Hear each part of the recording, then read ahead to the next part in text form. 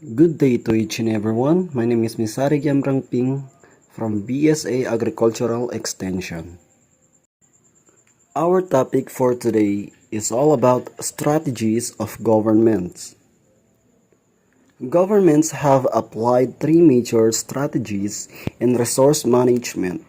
So they are the regulatory or command and control approach, the economic incentives approach, the property rights systems approach.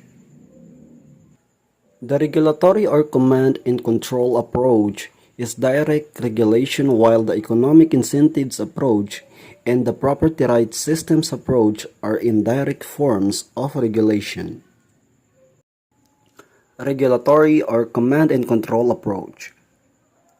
Governments take a direct approach by setting environmental standards or targets that will achieve the kinds of solutions to environmental problems. Ang pamamaraang ito ay tinatawag ding command and control approach.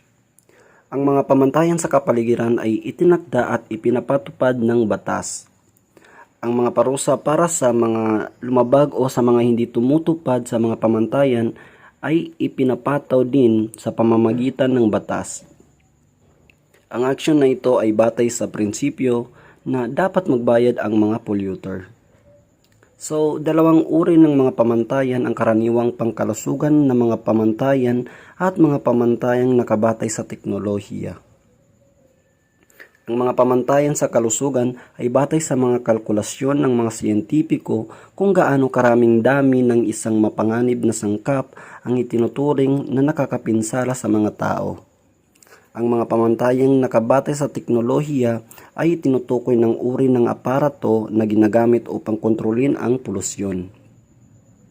Ang iba pang mga halimbawa ng mga batas na gumagamit ng discarding ito ay ang mga pamantayan sa paglabas para sa polusyon sa UK. Ang mga pamantayan sa pag-recycle ng basura tulad niyan ay Austria noong 1994 ay nangangailangan na ang mga producer ng dilatang beer ay mag-recycle ng hindi bababa sa 90% ng kanilang mga lata. Economic incentives approach. The regulatory approach is not always the best response of a state because it is expensive and inflexible, and it requires the weighing of costs of compliance against the benefits that are derived. Hindi nito pinahihintulutan ng mga negosyo na bumuo ng kanilang mga natatanging pamamaraan ng paglutas ng pinaghihinalaang problema, na ang focus ay halos sa paglilinis ng polusyon pagkatapos na maganap ang pinsala. Ang mga insentibo para sa pagbabawas ng mga basura ay maaaring magbunga ng mas magandang resulta. Sa mga advanced na bansa, ang regulasyon ng mga polluting substance o aktibidad ay madalas na mahusay na sinusubaybayan dahil ang kanilang mga pamahalaan ay may sapat na mapagkukunan upang ipatupad ang mga batas. So dahil dito, nadarama ng ilang pamahalaan na ang regulasyon lamang ay hindi sapat. Economic incentive instruments are another form of ensuring compliance by citizens and corporations. So kapag ang mga regulasyon lamang ay hindi makakamit ang mga pagbabago sa pag-uugali ng mga polusyon, so maaari bang gamitin ang mga pang-ekonomiyang insentibo? Ang mga instrumento sa pang-ekonomiyang insentibo ay binubuo ng iba't ibang mga singil, mga buwis, mga pagbabalik ng deposito, mga programa ng impormasyon, mga subsidio, at mga nabibiling permit. So minsan, tinatawag din silang market-based na mga instrumento dahil ang mga kondisyon ng negosyo at hindi ang gobyerno ang nagtatakda ng mga gastos. 6 examples of EIIS are summarized in the following page. Number 1, charges or fines. Businesses are not able to comply with pollution standards. A stem of imposing charges or fines takes over. So ang mga negosyo ay dumaranas ng mga karagdagang gastos kapag naglalabas sila ng labis na mga pollutant. So lumilikha ito ng isang insentibo para sa kanila na mapabuti ang kanilang pag-uugali. Ang singil sa polusyon sa tubig sa Holland ay isang halimbawa. Number 2, green taxes. Taxes are not regular obligation imposed by governments to businesses.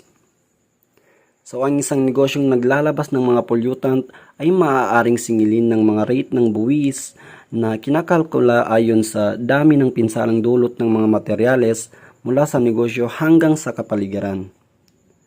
Ang buwis ay tinuturing na mas epektibo kaysa sa mga pamantayang nakabatay sa dami dahil ang isang negosyo ay maaaring makaramdam ng insentibo na bawasan ng mga emisyon nito kahit na mas mababa sa pamantayan. Good day everyone, I'm Norzeny C. Abdulgani. So for now, let's proceed to the third one, which is Deposit-Refund Schemes. Governments may impose an additional charge called a surcharge on the price of a product that a factory produces when the used product is returned for recycling. The government refunds the surcharge. A deposit refund system, or DRS, also known as deposit return system, advance deposit fee, or deposit return scheme. Like for example, when a company releases a product or naglabas ng product, is may surcharge or fee sa government. Like yung mga bottled drinks, gaya ng Coke, Pepsi, and so on. So, since they are reusable, kasi nasa bote, nire-refund din ng government yung surcharge or yung fee, or let's say, deposit return scheme. Number 4, information programs. The government or other groups like non-governmental organizations can conduct information programs about certain practices that may influence the consumers to change their behavior. Substances that contain harmful elements like radon or lead are tested, or pesticide products are labeled as a means to inform the public. Anger 1999. Number 5, Tradable emission permits. Governments, on some occasions, issue permits to businesses that allow them to emit specific pollutants up to a certain limit. When one company produces pollutants in less amount than permitted, it may sell or trade its permit to other companies that exceed their limits.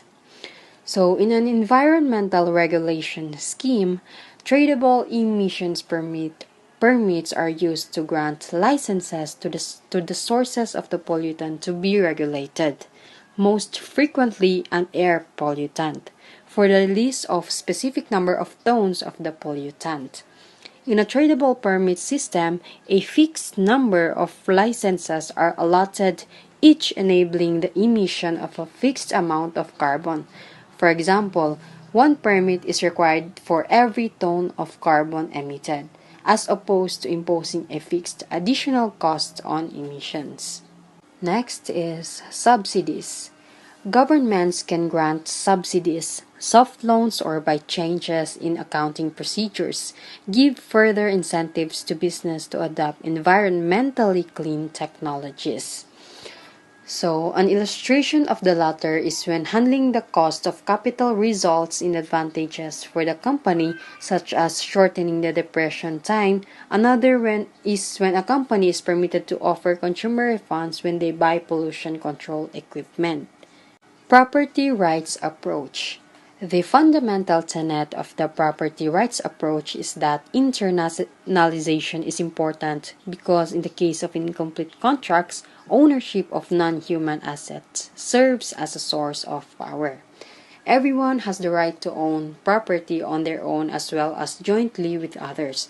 According to Article 17 of the UDHR, no one's property may be taken from them without justification.